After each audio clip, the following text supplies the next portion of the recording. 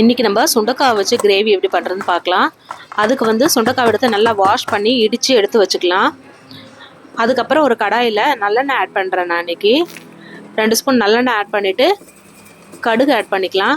கடுகு நல்லா பொரிஞ்சு வந்ததுக்கப்புறம் ஒரு சின்ன பீஸ் பெருங்காயம் ஆட் பண்ணுறேன். அதுக்கப்புறம் கட் பண்ணி வச்சுருக்க சின்ன வெங்காயம், பூண்டு, அப்புறம் ஒரு கருவேப்பிலையும் ஆட் பண்ணி நல்லா வதக்கிக்கலாம்.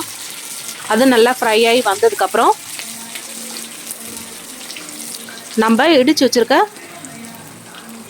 வெந்தயமும் சீரகமும் ஆட் பண்ணிக்கலாம். அதோட இடித்து வச்சுருக்க சுண்டைக்காயை இதோடு ஆட் பண்ணிவிட்டு நல்லா எண்ணெயிலே வதக்கிக்கலாம். நல்லா ஃப்ரை ஆகி வரணும். அப்போ தான் நமக்கு வந்து டேஸ்ட் நல்லாயிருக்கும். அந்த கசப்பு தன்மையும் போகும் எண்ணெயில் ஃப்ரை ஆகும்போது தான்.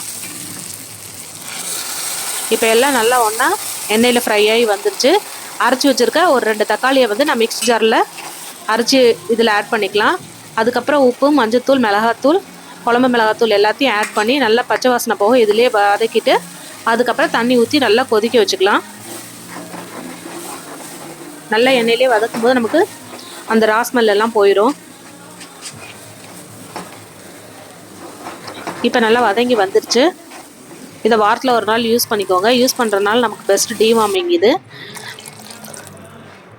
நல்லா தண்ணியை ஊற்றி லெட்டு போட்டு மூடி ஒரு 10 மினிட்ஸ் கொதிக்க வச்சுக்கலாம். நம்ம கொதிக்க வச்சோன்னே நல்லா கொதித்து வெந்து எல்லா மசாலாவும் வெந்து நமக்கு வந்து எண்ணெய் பிரிஞ்சு வந்துடும்.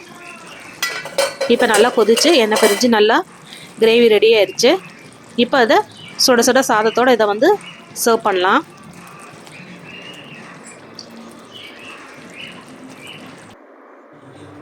இப்போ வந்து சூடான சாதத்தோடு நான் இன்றைக்கி சொரக்காய் பொரியல், அதுக்கப்புறம் உருளைக்கிழங்கு பொரியலோட ஃப்ரை பண்ண அப்பளத்தோடு நான் இன்றைக்கி வந்து டேஸ்ட் பண்ணி பார்த்தேன். டேஸ்ட்டு அல்டிமேட்டாக இருந்துச்சு. வீட்டில் ட்ரை பண்ணி பாருங்கள். காடை முட்டையோட சூடான சாதத்தோடு ட்ரை பண்ணுங்கள். தேங்க்ஸ் ஃபார் வாட்சிங்.